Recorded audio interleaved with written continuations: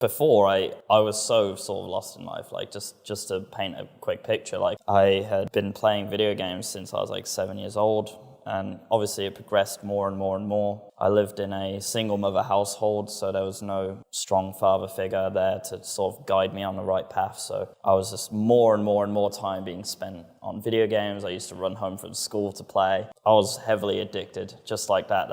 They get you just like that from a very young age. And I think it's very easy for like a very misguided young man like myself to fall into such a heavy trap of actually replacing real life interactions and achievements with video games. And I think that's the trap I fell down from a very young age. So they got me quite young, man. And from there I went from the PlayStation 2 and I started playing games on like a Nintendo DS, so I had a handheld, so there was just no time where I didn't have something to do.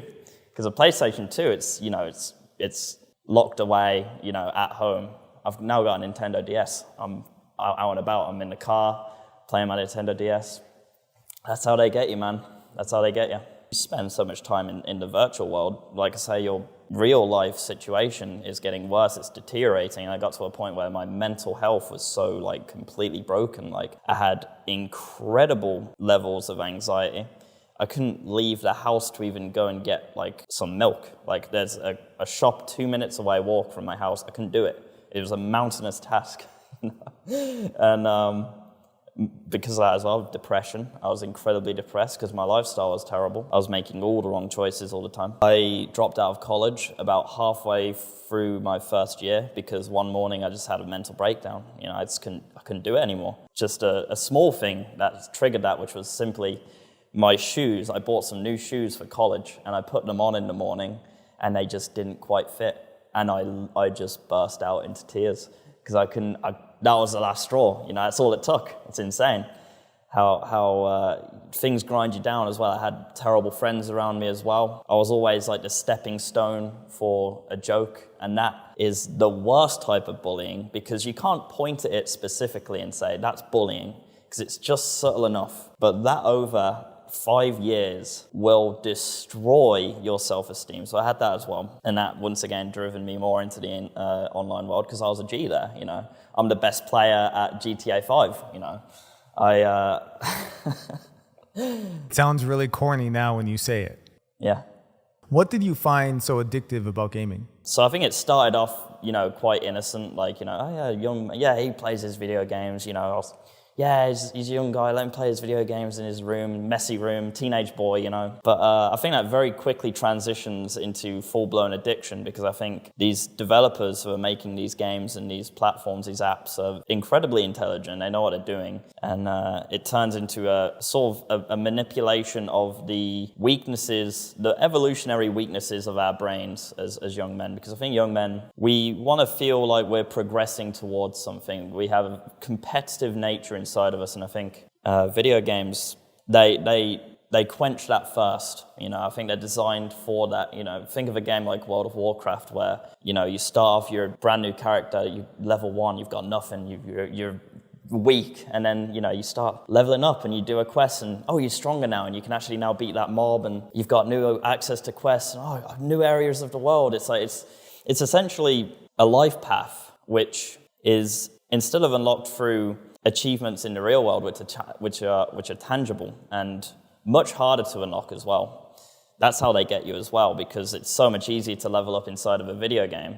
If I wanted to get a bigger bicep in real life, I'd have to hit the gym for like 3 years. You know what I mean? But in World of Warcraft, if you want to get stronger, you just do 2 or 3 quests and suddenly you've leveled up, and it's like, you get that sense of achievement as a man, and you're like, I'm stronger now. Yes, it's a slippery slope because at that point you're getting that sense of fulfillment from the video game rather than where you should be getting it, where it's tangible, where it will make a difference to your life in the real world. And you end up on a hamster wheel constantly chasing that fulfillment of that quest, but you do it inside of the video game rather than where it matters. So while you're progressing in real in World of Warcraft, you're getting stronger, etc. The more time you're spending doing that, the more time you're not spending doing things which actually matter. So in real time, as you're leveling up in World of Warcraft, you are decaying in the real world. Your social skills are decaying. Your prospects are decaying. Your muscles are decaying because you just sat there like this all day, you know. So your life becomes more and more shit. It becomes more shit. And that's how they get you as well, because as your life deteriorates, the only sense of fulfillment you're actually getting is from this video game. So you spend more time in the video game, more and more and more, and it snowballs until your life is very dark outside of the achievements and the accolades that you have inside of the virtual world. And that's where I found myself 2 years ago. And it took a massive sort of kick in the ass to change that. So there are so many young men right now that feel completely lost. How do you reach someone, they're 15, 16, 17 years old, they're gaming all day long, no interest in doing anything else, they just want to keep playing, primarily because of all the reasons we've talked about. Gaming super exciting, they get to achieve, it's safe, they have control over it. How do you reach a young man like that? That competitive nature inside of a young man is still alive, but it's just being used on the wrong things. Video games are numbers driven. You know, you look at the numbers, they're going up and you're like, dopamine, you know, awesome. The gym's the same. If you go about the gym in the correct way, you have a routine, you have your numbers, which you're tracking, you know. You can say, last session, I did a 50 kg bench press for 12 reps. You have the numbers there. There's that competitive edge, and you're like, okay, I did 12 last time.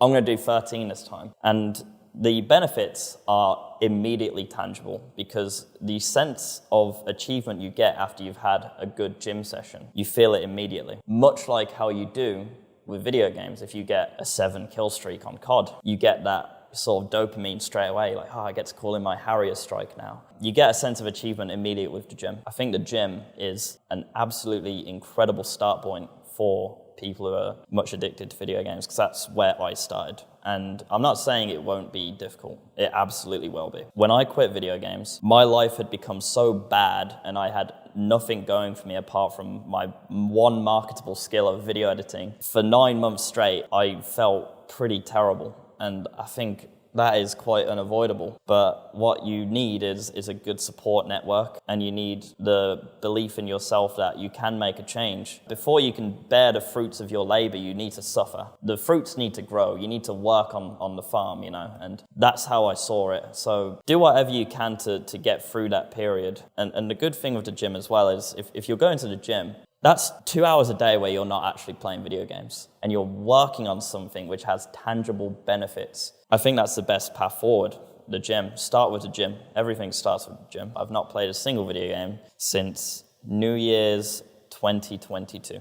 So I'm about 15 months clean now. My life has significantly improved. Significantly. I've moved out from my family home. I'm now traveling the world.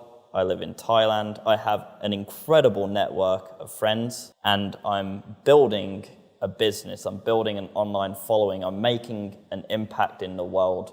And my life, because of that, has significantly improved in all areas. So what I would say is video games are not going to net you that benefit. But if you stop playing video games and start building things which matter in the real world, which you can do, anyone can do. I did it. I was so lost. I was so lost in the sauce, so misguided. If I'm able to do it, you can as well.